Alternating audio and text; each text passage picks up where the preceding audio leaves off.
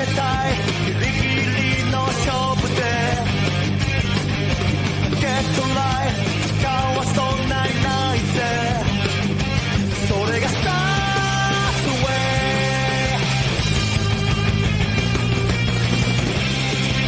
I want this only 探し求めるあの黄色の光の中で誰かを傷つけて自分も傷ついてだけど終わらずにただ追い求め何も見えてないけれど I do I きっとこのままの Pain Trans Continue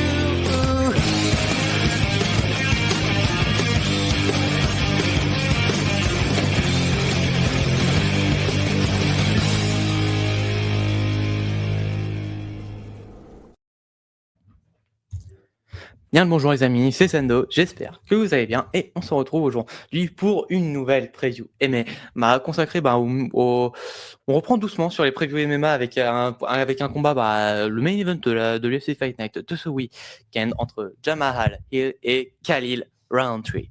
Voilà, bon, ce sont deux noms, je pense quand même que vous les connaissez au moins, enfin vous les connaissez à minimum aujourd'hui. Jamahal Hill, on voit qui est un des grands projets de l'UFC de ces dernières années, en tout cas, qui s'est beaucoup fait connaître ces dernières années pour pour les combats que vous avez très certainement peut-être, mais dont la carrière ne se limite pas à l'UFC, étant arrivé à l'UFC assez jeune, je crois que assez jeune.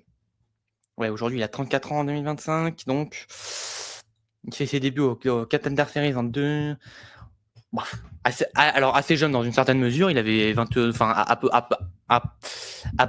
à peu près 28 ans. Voilà, je suis désolé, j'essaye de faire un petit calcul dans ma tête, mais c'est pas forcément les plus précis. Mais voilà, il avait un peu moins la trentaine quand il est arrivé au Contender Series. Il était invaincu en 5 combats pro.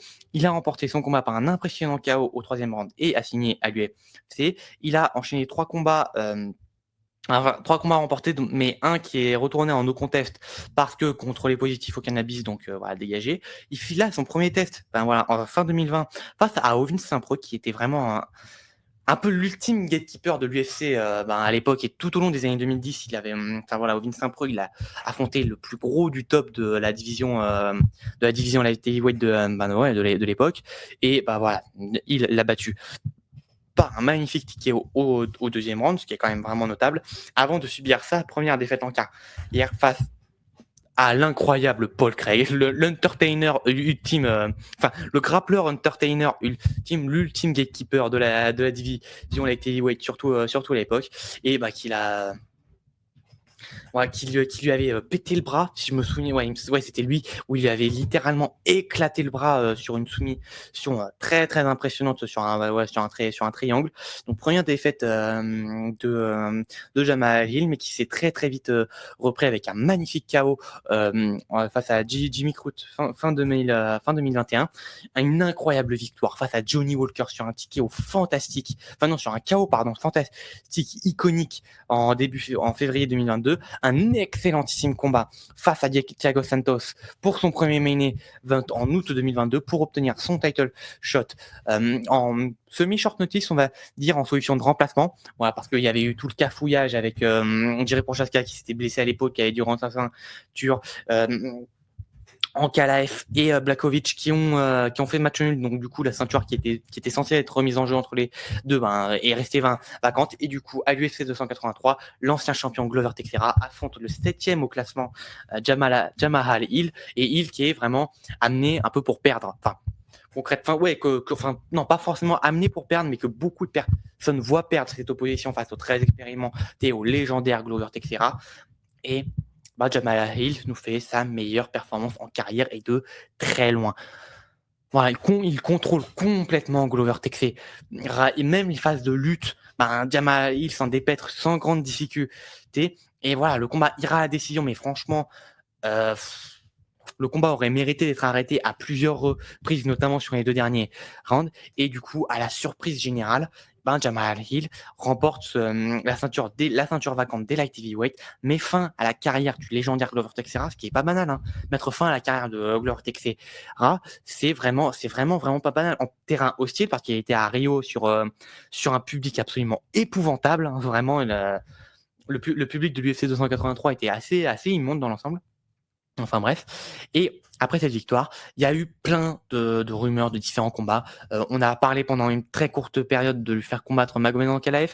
On était à sa d'officialisation d'un combat face à Jiri Prochazka à l'été 2023, mais juillet ou août 2023, malheureusement Jamal, enfin avant, alors je sais plus dans quelle temporalité ça s'était fait exactement, mais mais à un moment, peu de temps après qu'il ait récupéré sa ceinture, il est arrêté par la police pour fait de violence. Je crois que c'était sur des membres de sa famille. Bon, il est arrêté, mais il est assez vite libéré, et il se blesse au tendon d'Achille. Je sais plus si c'était je sais plus si son arrestation avait eu lieu avant ou après sa blessure au tendon d'Achille, mais voilà, il se blesse au tendon d'Achille, et inspiré par le geste de Jiri Prochazka un peu moins d'un an plus tôt, il laisse sa ceinture vacante, ceinture qui sera remise en jeu entre Jiri Prochazka et Alex Pereira.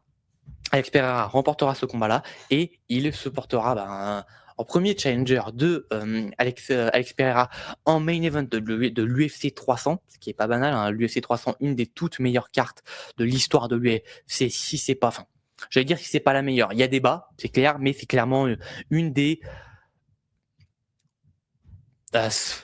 8 si t'es dur, 5 si pour moi une des 5 plus grandes cartes de l'histoire de l'UFC, et 8 des 8 cartes, les 8 plus grandes cartes de l'histoire de l'UFC si t'es dur. Mais voilà, il est en main event de cette UFC historique, et malheureusement pour lui, il se prend un KO historique, et un KO qui sanctifiera le stardom phénoménal de Alex Pereira sur cette année 2024. Et après pas mal de mois d'absence, donc le combat face à Round Tricky, booké une première fois pour l'UFC 306. Non, 303, pardon. Booké une première fois pour l'UFC 303. Roundtree se peut choper pour dopage, et donc du coup se fait suspendre, et le combat est annulé. Jamal Hill, alors qu'on avait trouvé un remplaçant, se blesse à son tour. Ne reviendra qu'en janvier de 2025 face à Jiri Prochazka, un combat que j'ai commenté sur la chaîne, que je vous invite à aller voir. Franchement, un immense banger, un des combats de l'année MMA de ce début d'année 2025. Et au terme de 3 rounds exceptionnels, il finit par se faire finir par Jiri Prochazka à 2 minutes de la fin du troisième round, mais au terme d'un banger absolu.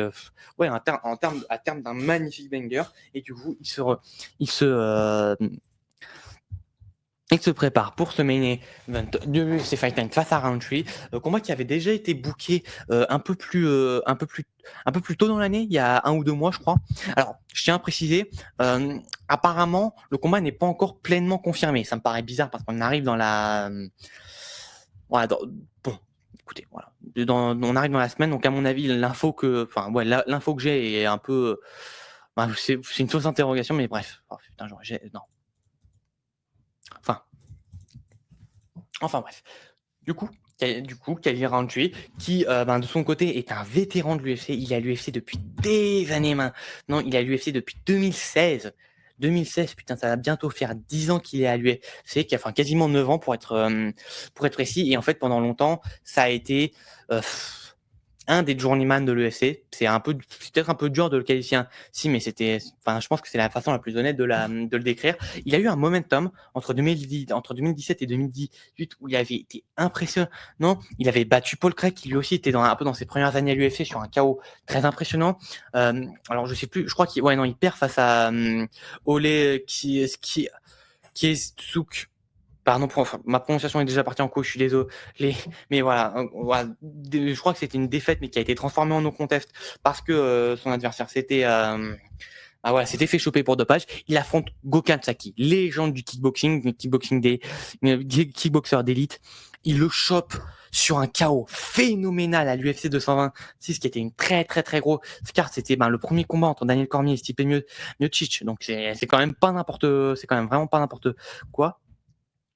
et il met un immense KO à une légende et un des gros projets de l'UFC au moment des faits. Ils avaient vraiment envie de pousser Gokensei de faire combattre les meilleurs, et il le surprend en striking, il lui met un KO phénoménal. C'est à partir de là, on peut déceler un peu une hype autour de Kyle Rountree, sauf que cette hype sera très vite dissipée par une autre hype encore plus grande, Johnny Walker, qui fait ses débuts à l'UFC face à Kyle Rountree.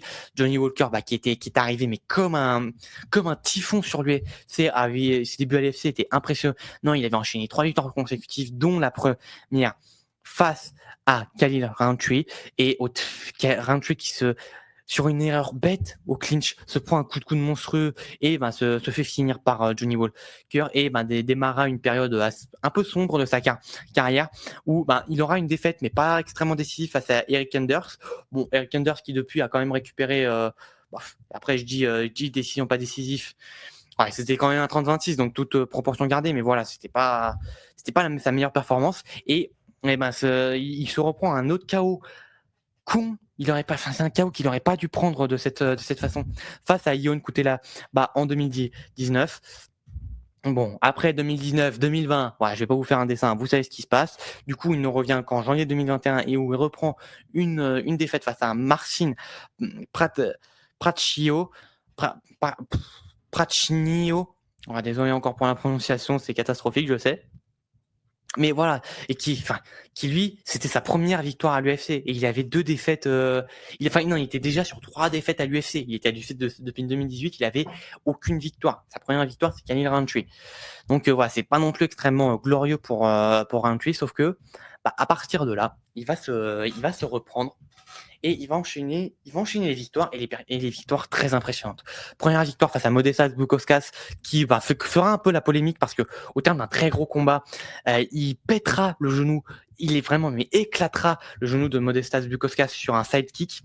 Je crois que même je sais plus, peut-être que c'était un oblique kick, je sais plus exactement, mais bref, voilà, vous allez voir sur internet, sur YouTube, vous trouverez très vite ce kick. Il est quand même assez fameux, mine de rien. Et voilà, et Rountree s'offre une belle victoire face à un adversaire qui est pas un adversaire d'élite, mais quand même un très très bon combattant. Ensuite, un énorme banger face à Karl Robertson, et vraiment qui fera la réputation de Kyle Rountree, où vraiment, mais il lui enverra, il enverra notamment des body kicks alors que le gars était au sol, alors que Robertson était au sol. C'est vraiment à la limite de la légalité, mais il le fait, et c'était d'une violence inouïe, et il le termine au 2e round. Un combat très compliqué face à Dustin Jacoby, où il remporte la victoire à décision, mais tout le monde l'a vu perdre. Concrètement, c'est ça. Puis, je l'avais commenté en live au moment des faits. C'est le premier live MMA que j'avais fait sur ma chaîne. C'était une belle carte aussi dans l'ensemble. C'était pas le premier, c'était un des premiers. C'était undercard de Vincenzo Luque contre Rafael Dos Santos. Et j'avais commenté ces 3 derniers combats, et ce KO face à Chris Daukaus était incroyable. Et puis, il rencontre enfin un adversaire bien ranked en la personne de Anthony Smith, et au terme, encore une fois, d'un très très beau banger et d'une très belle performance de Rountree, il finit par stopper Anthony Smith sur un des stoppages les plus violents qu'a subi Anthony Smith. Et après ça, il est vraiment rentré, il s'est fait sa réputation, il commence à avoir son petit stardom, sa petite hype. Il est programmé face à Jamal Hill pour l'UFC 303, sauf qu'il se fait choper pour dopage. Et bon, on pense, on est beaucoup, et j'en fais partie, à trouver que franchement la justification de l'UFC pour quand même et de l'agence antidopage pour ne pas le suspendre est quand même vachement controversable, parce que il avoue, il assume pleinement s'être dopé, etc. Donc du coup, sa peine est allégée. Bon, d'aucuns diront que c'est surtout parce que l'UFC avait vraiment besoin d'un adversaire pour Alex Pereira, et pour l'UFC 307 de façon générale, et qu'ils avaient pas envie de mettre Pereira face à en KLF, et maintenant on sait très bien pourquoi.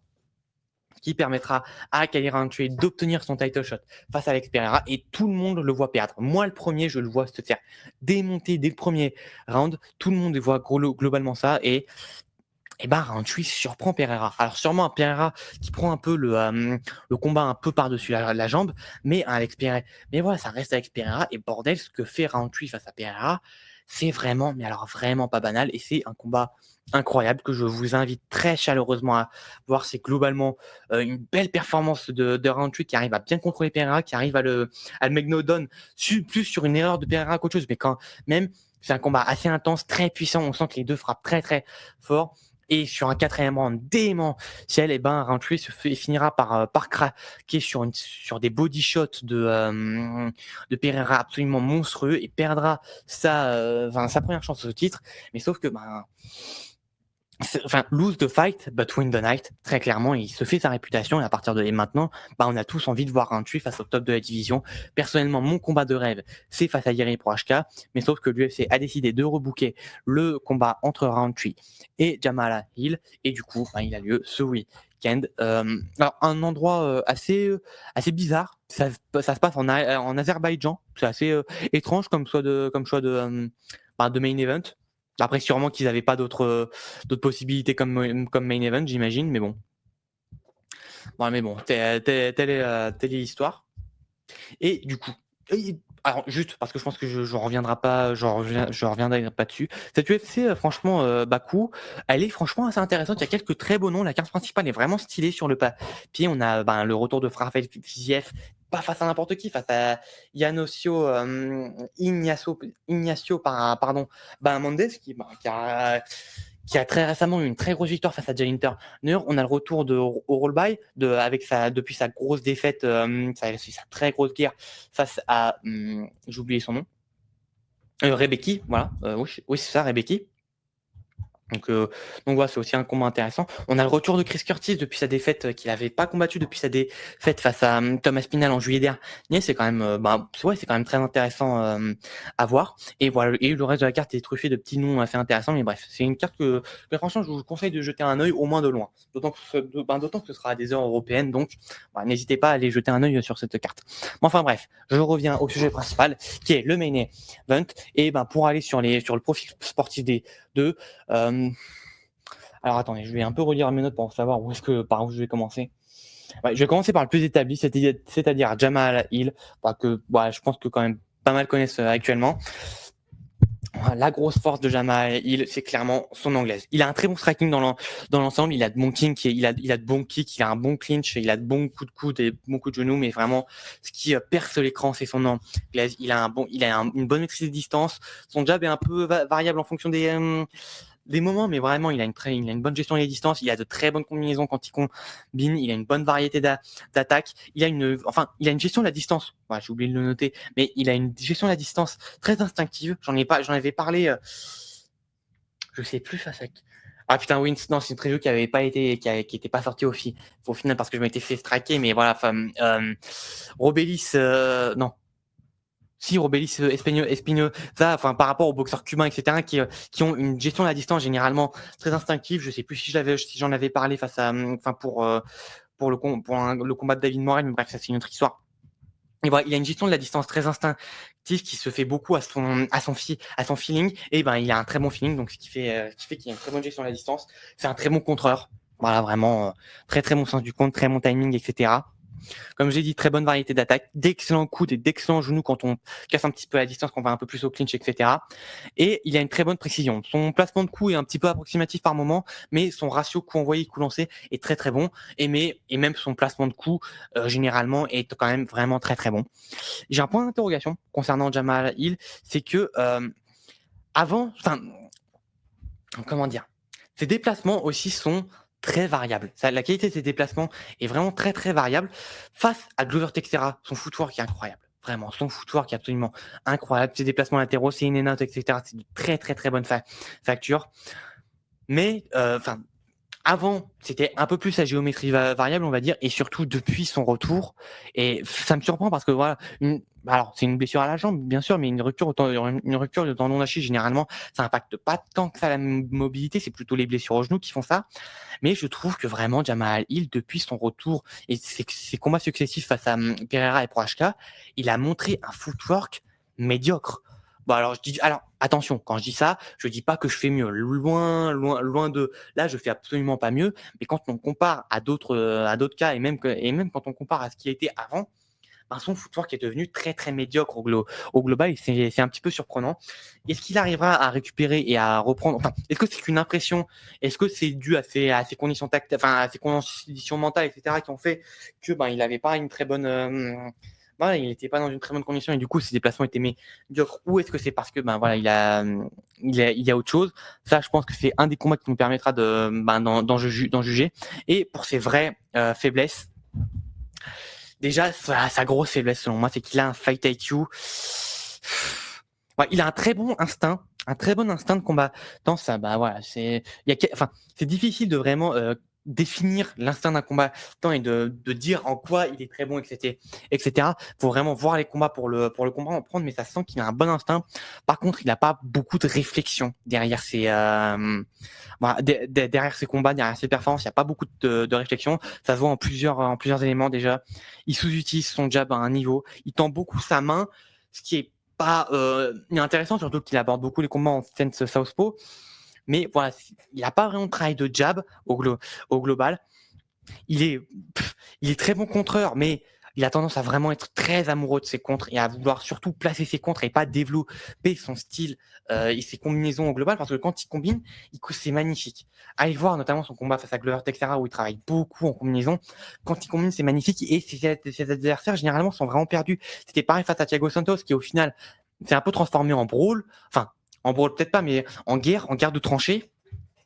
Alors que quand vraiment il combinait face à Santos, il le dominait sans trop sans grande, comment dire, sans grande difficulté non plus. Et je pense que ça découle aussi d'un autre problème, c'est qu'il travaille beaucoup trop en southpaw. Et c'est un peu étrange parce que j'ai plutôt l'impression que c'est un droitier de base, mais il travaille surtout en southpaw, alors que je le trouve bien meilleur en orthodoxe. Il travaille mieux de son jab, il a un meilleur déplacement en étant orthodoxe, il a une meilleure shot selection, là où en southpaw, il se concentre beaucoup sur ses crochets et un peu moins sur ses uppercuts, alors que quand il est en orthodoxe, il travaille très très bien ses uppercuts. Ouais, c'est assez variable ses compétences sont assez sa stance southpaw est plutôt bien dans l'ensemble, il arrive très bien à se débrouiller, il arrive à performer avec cette stance, mais je le trouve quand même nettement meilleur en orthodoxe personnellement. Dans ses autres défauts, c'est beaucoup sa défense est incomplète. Moi, je la qualifierais plutôt de incomplète. Il a de plutôt bons retraits du buste. Et quand ces retraits du buste suffisent pas tout à fait, il arrive généralement à avoir une garde assez j'arrive pas à trouver le bon terme, mais voilà, il bouge beaucoup sa garde un peu à la Jiri Prochazka, un peu, pour prendre un exemple boxe, à la David Benavidez, etc. Ça fait le taf, sauf que sa défense c'est quand même pas parfaite. Sa middle zone est plutôt exposée au global, même si sa position de bras avant lui permet de plutôt bien se protéger une partie de son corps, mais surtout les longues frappes, les très très longues frappes, les jab cross très longs, les longs crochets, les longs overhand, etc. On l'a beaucoup vu face à Thiago Santos notamment. Moins face à Glover Teixeira parce que Glover Teixeira il a une mécanique de frappe très resserrée, donc ça fonctionnait moins. Mais voilà, le KO qu'il se prend face à Pereira, c'est un uppercut extrêmement large, extrêmement long. Il s'est souvent fait toucher face à Jiri Prochazka par des coups très très longs. Même le crochet qui vient mettre le second knockdown, c'est un crochet extrêmement large et Jamal il se fait seulement connecter par ça. Face à Thiago Santos, on a beaucoup vu aussi sur les quelques séquences de Thiago Santos où Thiago Santos répliquait avec de longs crochets. Il s'est beaucoup fait les toucher là-dessus. Voilà, les longues frappes, généralement, ça fonctionne plutôt bien face à Jamal Hill. Sa jambe droite est très exposée généralement. Il se place beaucoup en southpaw. Peut-être que c'est pour plus se retrouver en garde ouverte, mais même pas tant que ça, parce que pour Prochazka qui a surtout fait un combat de southpaw, il est resté aussi en southpaw, donc je pense pas que ce soit par rapport à ça. Mais voilà, sa jambe droite est très exposée, même face à des orthodoxes, il fait beaucoup connecter sa jambe droite. Donc avec un bon jeu de low kick, quand tu es un southpaw comme Kyle Rountree, ça peut s'avérer extrêmement dangereux. Il n'est pas très à l'aise dans le KO. enfin, dans les structures de combat chaotiques, on l'a souvent vu se faire un peu dépasser. Les quelques séquences chaotiques face à Thiago Santos, qui s'est fait salement tout toucher, ça a bloqué ses momentum. Face à Jiri Prochka, qui est le chaos incarné, il a perdu. Et ça rejoint un peu son défaut qu'il aime pas beaucoup les longues frappes, parce que les structures chaotiques, généralement, c'est beaucoup à base de longues frappes, et ça, il a un peu du mal. Son ring cutting est pas ouf quand même. Alors, autant face à un très bon movers comme Jiri Prochka, je peux pas lui reprocher, mais face à un Thiago Santos qui est pas non plus le meilleur des movers, il a eu du mal à cadrer. Face à Glover Teixeira, qui est plutôt un pressure fighter de base, il a eu beaucoup de mal à cadrer, etc. Son ring cutting est vraiment pas ouf. Et alors pour conclure, je pense pas que ce soit un élément décisif dans le combat précis, mais voilà, je tiens quand même à le noter. Sa lutte et son grappling sont pas incroyables. Il a pas vraiment de jeu offensif sur sa lutte et son grappling. On l'a jamais, autant que je me souviens, on l'a jamais vu mettre un takedown. Autant que je sache, faudrait vérifier les stats, mais je crois pas qu'on l'ait déjà vu tenter un takedown. Et sa lutte, sa défense, bon. Sa défense est quand même très bonne parce qu'il a quand même survécu à Glover Teixeira qui était un des tout meilleurs lutteurs grappleurs de l'UFC et même de tout le MMA au moment des faits. Donc survivre aussi bien face à un Glover Teixeira, c'est pas banal non plus, mais voilà, c'est pas du tout là où il brille le plus fort. Mais comme j'ai dit, je pense pas que ça aura son importance dans ce combat-là parce que Roundtree, c'est aussi un striker de base. L'expression qui me paraît être le plus approprié à Roundtree, c'est Ruthless Aggression. C'est aussi le titre que j'ai mis sur la miniature, mais voilà, Ruthless Aggression, c'est vraiment ce qui remet. Désolé, je perds mes mots. C'est ce qui définit le mieux Kyle Roundtree. Alors, c'est peut-être un peu paradoxal parce que en termes de stand, de mécanique de frappe, de posture, de déplacement, etc., il est très académique. Il a un très très bon coup d'œil. Je trouve que on n'en parle pas assez pour son cas, mais son coup d'œil est vraiment très très bon. Et au final, il a une plutôt bonne responsabilité défensive. Alors, j'en reviendrai quand je parlerai de ses défauts, parce que sa défense a beaucoup de failles, mais il a il est assez responsable défensivement, ce qui fait qu'au final c'est un très bon contreur. C'est vraiment un très très bon contreur au global. Là, beaucoup de ses beaux KO et de ses belles séquences sont initiées par des contres généralement. Gokhan Saki, c'est sur un contre, alors plus un contre de déplacement, on va dire. Il contre un déplacement de Gokhan Saki, on va dire. Mais voilà, face à Anthony Smith, il a beaucoup contré. Il a beaucoup contré Alex Pereira. Le knockdown du deuxième round vient sur un contre. Donc voilà, c'est un très très bon contreur. Il a un bon jab, très académique. C'est pas le meilleur jab de la division. Par rapport à Alex Pereira, je le trouve quand même nettement moins bon. Mais il a vraiment un bon jab. Il a bien gêné Alex Pereira avec son jab. Il a de bonnes feintes. Très très bonnes feintes aussi. Aussi très sous-côté là-dessus. Ses déplacements sont très esthétiques, je trouve, personnellement. C'est pas les déplacements les plus pertinents, je trouve. Par exemple, face à un Jiri Prochka me paraît quand même meilleur en termes de déplacement, de footwork, etc. Et enfin, il a une très grosse force. Voilà, ça sent, il a une grosse puissance de frappe, et même dans les phases de clinch, etc., alors que c'est pas du tout le plus grand et même le plus imposant en light heavyweight, on sent qu'il a quand même beaucoup de force. Ses faiblesses, sa plus grosse faiblesse, c'est une évidence, et ça se voit rien qu'à son résumé. C'est un combattant très hot and cold. Il est capable de faire des performances incroyables. Et le meilleur point là-dessus, c'est que c'est l'enchaînement de combats. Gokhan Saki, Johnny Walker. Gokhan Saki, il est impressionnant. Il est sharp. Il est intense. Il est attentif. Il est intelligent, etc. Johnny Walker, il est aux fraises. Il est dans la forêt. Il est vraiment en train de cueillir des fraises. Il en a rien à foutre j'allais dire, il en a rien à foutre du combat. Je pense pas, mais en tout cas, il était vraiment pas dans de bonnes conditions. Il était mal préparé, je pense, pour un Johnny Walker. Et il se fait prendre par un par un coup, mais qui était bête à prendre. Il aurait pas dû prendre un coup comme ça. Enfin bref, du coup, il se fait, et du coup, voilà, combattant très hot and cold. Il est capable de perdre face, je vais y reprendre son nom, mais voilà, il est capable de perdre face à Ion Cutelaba et de faire une putain de performance comme un con face à Ion Cutelaba, mais de faire une putain de performance face à Alex Pereira. C'est quand même pas banal. Donc voilà, combattant très hot and cold. Il est quand même assez répétitif. Au global, il utilise beaucoup les mêmes coups généralement. Il n'a pas un arsenal extrêmement développé. Ouais, il va beaucoup se reposer. Alors ça dépend aussi un petit peu des adversaires face à qui il est, mais il va beaucoup se reposer sur son overhand left. Il va beaucoup se reposer sur son crochet droit, et par moment sur certains combats, il va beaucoup il va beaucoup utiliser ses uppercuts du bras avant. Et enfin, ses uppercuts de façon générale, mais surtout du bras avant. Enfin bref. Mais voilà, assez répétitif au global. Sa défense est très peu sophistiquée. Autant il a une bonne responsabilité défensive, il a un bon coup d'œil, autant son système défensif est, pour ainsi dire, assez inexistant. Il n'a pas vraiment de jeu de mouvement de tête. Bon, ça lui arrive d'esquiver, mais il n'a pas vraiment de jeu de mouvement de tête à proprement parler. Sa garde, même si elle est académique, elle n'est pas du tout efficace. Sa middle zone est assez exposée, etc. Sa défense est très très peu sous-estimée. Et très très peu sophistiquée, je veux dire, pardon. C'est un petit gabarit aussi. Voilà, en termes de gabarit, c'est un petit 1m80, je crois, de taille. D'envergure, il a quand même une envergure. Non, il fait 1m85, ce qui est quand même en dessous de la moyenne de ses adversaires qui sont plutôt sur le 1m90, entre 1m80, ouais, sur le 1m90, grosso merdo. Par contre, il a une bonne allonge, c'est 1m93, mais c'est pas non plus, une bonne envergure, pardon. Mais voilà, c'est pas non plus la plus grande de la division, donc c'est plutôt un petit gabarit. Comme Jamal Hill, il a la jambe gauche qui est très exposée.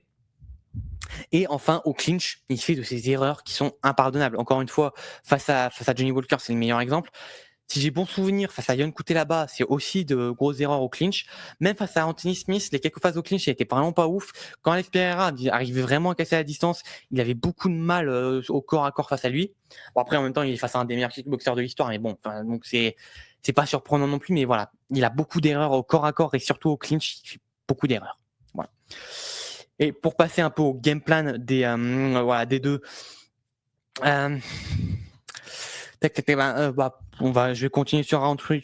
Selon moi, le game plan de Roundtree, mais en final, des deux côtés, des deux côtés, c'est essentiel que ils gagnent la bataille du jab. Il faut qu'ils peaufinent tous les deux leur jab et que vraiment que la bataille du jab doit être gagnée ils doivent tout faire pour gagner la bataille du jab.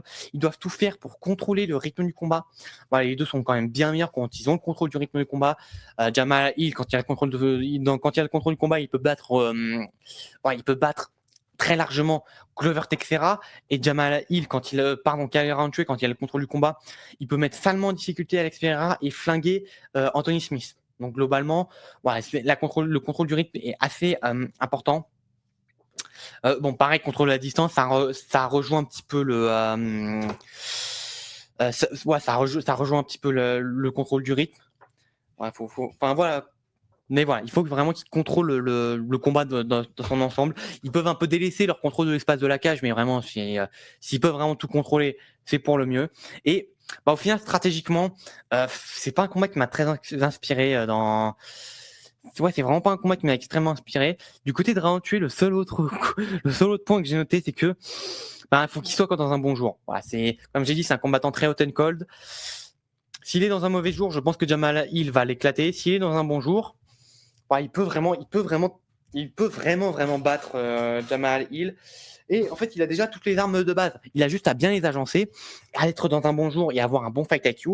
Et je pense qu'il a tout ce qu'il faut pour battre Jamal Hill. Et du côté de Jamal Hill, le seul autre point que j'ai noté là aussi, c'est travailler le clinch. C'est un peu évident, je l'ai bien insisté sur la partie force et faiblesse. Voilà, travailler au clinch, c'est assez important. Jamal Hill, il a d'excellents genoux au clinch. Voilà, on l'a beaucoup vu, notamment face à Glover Teixeira, face à Thiago Santos aussi, on l'avait beaucoup vu. Un peu moins face à Jiri Prochazka et face à Alex Pereira, on n'a pas vu grand-chose, mais bref. Mais voilà, il est plutôt bon au clinch, il a d'excellents genoux au clinch, il a un bon timing quand il s'agit de placer ses coudes. Donc les coudes en initiation à la Jean Silva contre Drew Dober, ça peut être un très très bon call. Donc voilà, c'est aussi des trucs qui peuvent être intéressants à voir. Et voilà, c'est un peu tout ce que j'ai à dire sur la partie game plan. Voilà, vraiment, tactiquement, c'est pas un combat c'est pas un match-up qui m'a extrêmement inspiré personnellement. Et pour passer à la partie pronostic. Alors, au moment où je tourne cette vidéo, c'est le samedi 14 juin. Je la sors le mercredi, du coup. Et du coup, du côté de Unibet, en termes de code de Paris, j'aime bien faire ça. Je replace. Tac.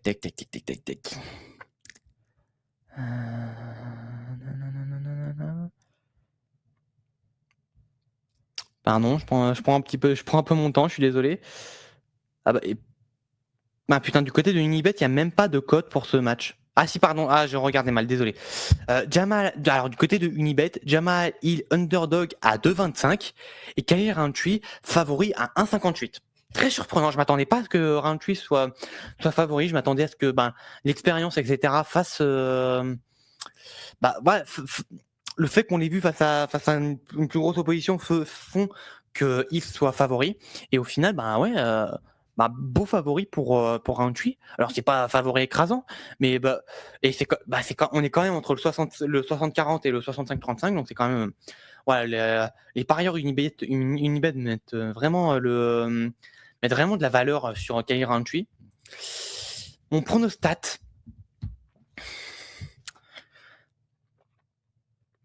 Pronostat, je pense que je suis 50-50.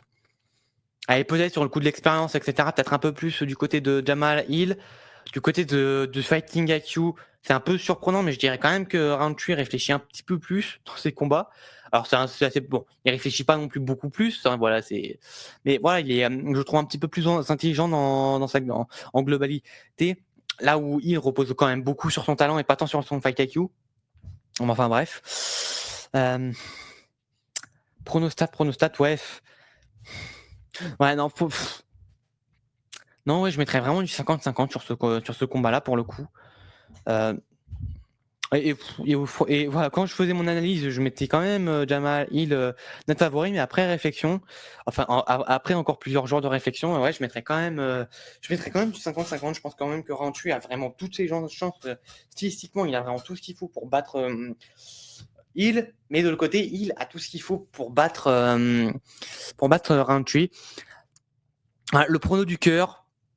Ouais, le combat que j'ai envie de voir, c'est Jiří Procházka contre Khalil Rountree. Dans un sens, Rountree n'a pas besoin de gagner pour avoir son combat face à Procházka, mais de l'autre, c'est quand même mieux s'il a une victoire, d'autant que c'est face à Jamal Hill. Jamal Hill, c'est aussi le dernier adversaire à date de Jiří Procházka. Donc c'est clair que c'est mieux, c'est encore mieux si Rountree gagne, mais voilà, j'ai vraiment envie de voir ça. Donc, et même de façon générale, j'ai plus d'affection pour Rountree. C'est un gars que je suis depuis un bon moment maintenant. J'ai toujours adoré son style, j'ai toujours tout adoré de son côté. Donc voilà, petite préférence pour Rountree sur ce combat-là. Prono du cœur concrètement, j'ai pas vraiment de façon, etc. J'aimerais bien qu'il y ait un finish, mais bon, concrètement, ça c'est. Mais voilà. Prono du cœur plutôt, une victoire de Rountree par finish, qui importe le round. Prono de la tête. J'ai vraiment beaucoup de mal. J'ai vraiment beaucoup de mal à donner un prono sur ce combat-là. C'est paradoxal parce que j'ai bien insisté sur le fait que Rountree était un combattant hot and cold. Mais paradoxalement, vu la dynamique sur laquelle il est, actuellement, j'ai un peu plus confiance en lui pour sortir une bonne performance et arriver avec un bon game plan, etc. Parce que c'est ce qu'il avait fait face à Alex Pereira, là où Jamal Hill, j'ai vraiment beaucoup de doutes sur son fighting IQ et j'ai vraiment beaucoup de doutes sur son état mental en fait actuellement. C'est peut-être dur de dire comme ça, mais j'ai vraiment beaucoup de doutes sur son. Ouais, encore. Est-ce que j'ai vraiment matière à avoir ça? Je sais pas, mais en tout cas, voilà, j'ai un peu plus confiance en Rountree. Voilà, cette fin de vidéo est absolument catastrophique parce que je me perds dans tous les sens. Mais j'ai beaucoup de mal à mettre un pronostic sur ce combat-là, personnellement. Je pense qu'on aura un stoppage. Ouais, non, c'est quand même un 5 rounds. C'est un main event, c'est un 5 rounds. Que vaut Rountree sur 5 rounds à proprement parler? Bon, il a craqué face à Alex Pereira, mais c'est plus le travail de Alex Pereira qui a fait plutôt qu'une baisse de régime de Rountree. Donc, je peux assumer qu'il a quand même le gasting pour faire plus que 3 rounds. Mais j'ai pas la confirmation. Jamal Hill, dans sa meilleure perf, il a quand même surpassé Glover Teixeira sur 5 rounds. Alors, il y a eu un petit moment de flottement sur le 3e round et une partie du 4e, on va dire. Mais voilà, vraiment, sur la globalité du combat, il a vraiment maintenu son activité sur 5 rounds sans trop de problèmes. Donc, ça, j'ai pas de doute là-dessus. C'est vraiment le point d'interrogation de mon côté, c'est vraiment le fight IQ de Jamal Hill, comment est-ce qu'il va arriver stratégiquement, etc. Donc voilà. faut que je me mouille, mais j'arrive pas à me mouiller. C'est un truc de fou. Il y a des moments comme ça, quand il s'agit de faire mes pronostics, je sais tellement pas quoi mettre. Je perds 10 minutes à brasser du vent, c'est absolument scandaleux. Et pronostic. J'ai envie d'aller sur Roundtree. Pour la dynamique, ouais, il est vraiment sur une très bonne dynamique depuis 2 ans et depuis sa victoire qui n'en est pas une face à Jacoby, il a sorti que des perfs impressionnantes. Il est vraiment sur une très très bonne dynamique. Alors, est-ce que le combat face à Pereira lui a pas prélevé quelque chose? C'est possible. Si, hein, autant il avait vraiment l'air à sa place face à Pereira, autant c'est le genre de combat où il a tellement pris de dégâts, il y a moyen qu'il soit plus le même après ce combat-là. C'est une possibilité à prendre en compte, c'est vrai. Cela dit, mais voilà, je vais quand même faire confiance à la dynamique, on va dire, faire confiance à l'académisme de Roundtree, faire confiance à son explosivité, son sens du timing, etc. Faire confiance à ses feintes.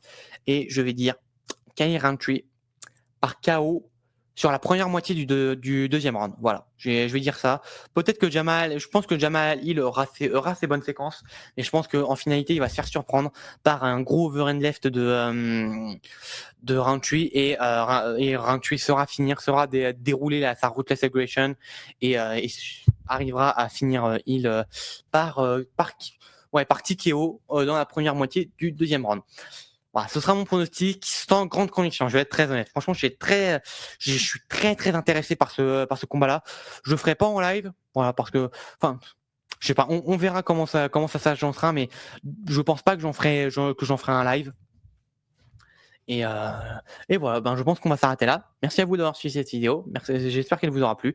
Si c'est le cas, vous connaissez la même et éternelle chanson, le pouce bleu, le partage, le commentaire.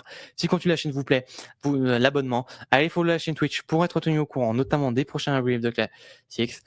En tout cas, moi, je vous dis à très bientôt. Portez-vous bien et salut!